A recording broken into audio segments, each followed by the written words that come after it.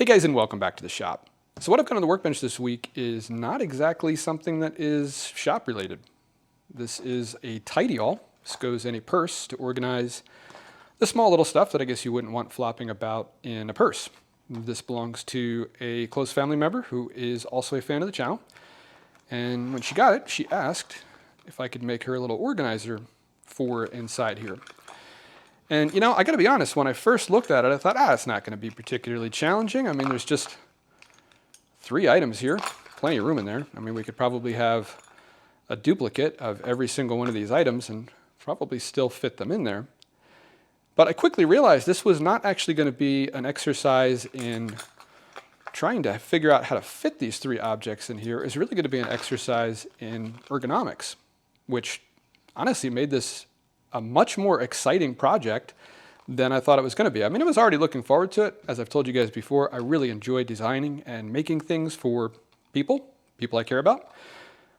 But I didn't think it was going to be challenging. And it actually turned out to be really challenging because here's the thing.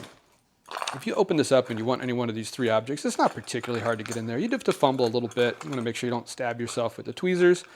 But it's not particularly hard to chase something around to get it out. But it does take a second. You've got to kind of maybe jostle things around. Again, get things pointed the right way. Get clear of something. So I thought, what if I made the focus trying to design something to go in here that made it as easy as possible to remove each of these 3 items? And that's what I've got here. This is actually printed in the Soraya Tech TPU Air. This is at 270, so this is the softest durometer that it will print at. And it is quite soft, but it is also still really quite tough. And this guy fits in here just like you'd expect. There's actually chamfered on the bottom, make it easier to sort of get it into place. And these items go in here like this. So the lip balm, you start at this end and just rock it right in. The tweezers actually drop right into there. And if you're wondering, aren't those tweezers going to just dig into that foam down there? Yeah, they probably would. But when I go up and show you guys the design, I'll show you the little trick that I used to hopefully prevent that from happening. This guy was actually the trickiest. I went through a couple different iterations until I was satisfied with how this was going to go in here. But ultimately, I ended up taking a picture and modeling a really nice tight-fitting recess for it so that it's essentially held in there by friction. So if I flip this over and shake it, you see that's not going to come out. It's held in nicely by friction. But I really struggled with how to get this out easily. And again, I tried a couple different things. I tried having part of it sticking out, but then it just wouldn't stay seated in there unless I made the fit too tight. Ultimately, what I came up with for this is you just simply have to just tip it, grab the chain, and then pull from the chain. And it pops right out. So admittedly, that one is a little bit trickier to get out than I would like because you do actually have to, after you open this up, you've got to then sort of hold it with your thumb and the rest of your hand and then tip it to be able to grab that chain. So I'm kind of curious to hear if you guys can think of an even better idea for the nail clippers. But super happy with these 2. And these 2 are the more commonly used items, I believe. This, you just simply, so here we'll start from closed, and if we open it up, and this is a little awkward for me because you guys are, I'm kind of standing off to the side here and I'm holding it down in front of the camera, so it's a little bit awkward for me to kind of reach in at the angle that you guys can see it. It's much more natural when I'm holding it in front of me, but you just grab here and just lift it out. And same thing to return it, we just set this end in first and pop it in. It will go in any way you want. I mean, you can set this end in first. It's just, if you make a habit of always doing it the same way, you're always going to know exactly how to get it in and out as quickly as possible. And the tweezers literally just drop in at an angle. They don't have to be like that. They can be like that. They can be like that. They just happen to, I think, stick up at the nicest angle when you put them in with the text facing in the right direction. And this stuff is quite the tight fit in there, believe it or not. I mean, yeah, we have extra space in here. Like this is all dead space over here in this section, but that's really it.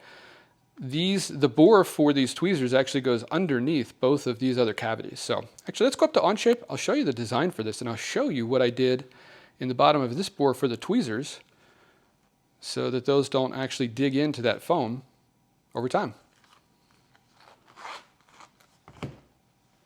All right, here we are in Onshape, and I think let's look at a transparent view of this first. I think that kind of give you an idea of what is going on in here. So pretty simple, the extrusion down for the tube. Notice I do have it lower on this end to accommodate the shape. I did actually mess with the angle a little bit to still raise the top side of this out a little bit higher than this side over here, just to make it easier to grab. The bore for the tweezers, you can see, actually has a solid end on it that is pressed into place, and that is actually made from PLA. That's probably easier to see in the section view than it is in transparent view. Looks kind of a little weird in that view. And you can see then the recess for the nail clippers, and you can see that that guy actually drops beneath both of those into that free space at the bottom. So I think I actually made pretty good use of the available space here. That also gets pretty close to the bottom. Here, I wanted to show you guys the section view anyway.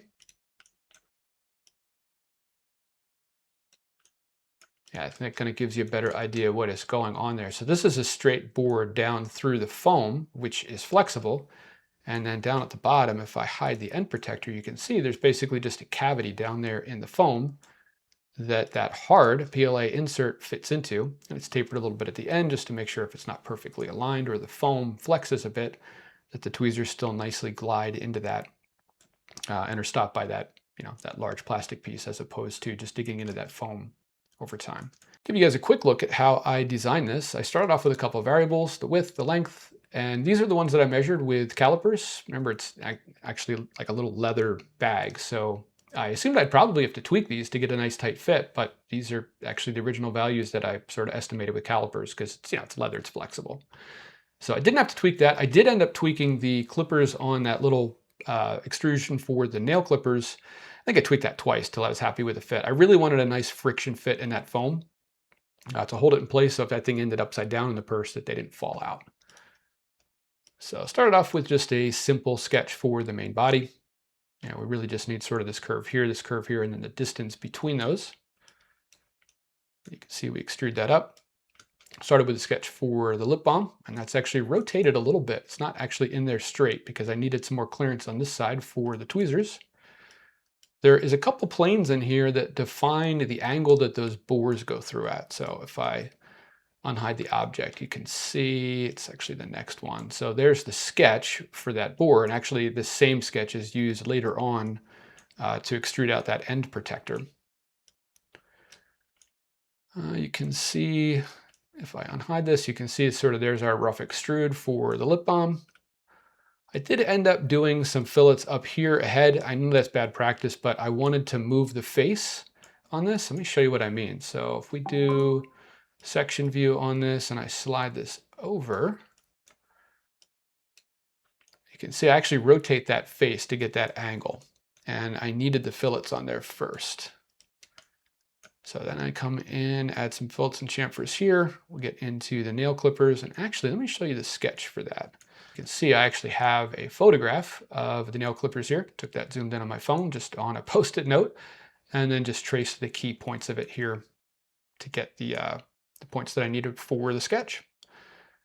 And if we unhide this, you can see that extrudes down, as well as then the extrude for that bore. All right, I move this down so we can get a better view at that end protector. And notice I left a little bit of a gap here. I used that, this is all done with just that one sketch and then some fillets. And then I used an actual extrude on the little bit of face here after the Boolean operation to remove some of the foam material for where the hard insert was going to go. And actually that just pressed into place. It was a little harder to get in there than I thought. I pushed it in place with just a ballpoint pen, but it gives a very nice satisfying sort of click or thump when you get all the way down to the bottom of that bore and it snaps into this cavity down here, and it seems to be staying put. And that's it. The last operation here is just a simple chamfer. I think that was the chamfer. Oh, it's actually the chamfer for, it is the lead-in. There we go. That is, I knew that didn't look quite right. That's the lead-in right there at the very edge. My thought there was that this foam might get compressed up over time, and I just wanted to make sure that we didn't end up with like a lip there of hard plastic where the tweezers didn't want to go all the way down into the board.